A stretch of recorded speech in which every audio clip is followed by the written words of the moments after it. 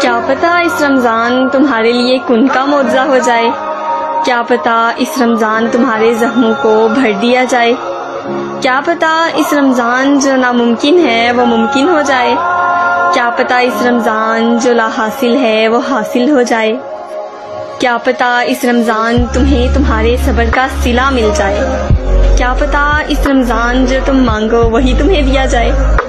آپ سب کو رمضان بہت بہت مبارک ہو۔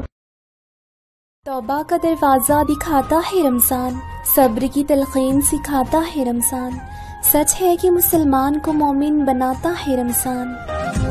اور میرا اللہ کہتا ہے کہ ساری دنیا نے تمہیں جہنم میں بنا دیا، ایک میں تمہارا رب جس کی تم نے زندگی میں ایک بھی نہیں مانی، میں تمہیں خوشخبری دے رہا ہوں، میری رحمت سے نا امید نہ ہونا، میرے در پہ چلے آنا، کیسے معاف کروں گا، ایسے کہ تمہارے جسم پر مچھر کے پر کے برابر بھی گناہ کا نشان نہیں چھوڑوں گا۔ اچھا، تو صبر کے سفر میں اللہ میرا ساتھ دے گا؟ ہاں بالکل دے گا۔ تو مطلب میں کبھی نہیں تھکوں گی؟ غلط، تم تھک جاؤ گی۔ ابھی تو تم نے کہا اللہ میرا ساتھ دے گا، تو پھر میں کیوں تھک جاؤں گی؟ اللہ تعالیٰ ساتھ ہے، مگر تم انسان ہو، تھکنا رکنا رونا یہ سب تم کرو گی، مگر اللہ تعالیٰ کا ساتھ تمہیں راستے میں کبھی تنہا نہیں چھوڑے گا۔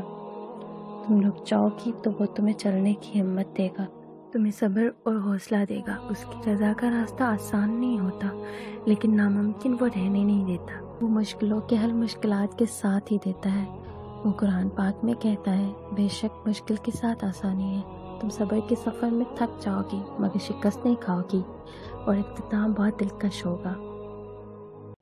اے خدا کوئی ایسا معجزہ کر دے، خود کو میرا مجھے بس اپنا کر دے، گمراہ نہ ہو جاؤں دنیا کے شور میں، بس اپنی خاموشیوں میں مجھ کو مبتلا کر دے۔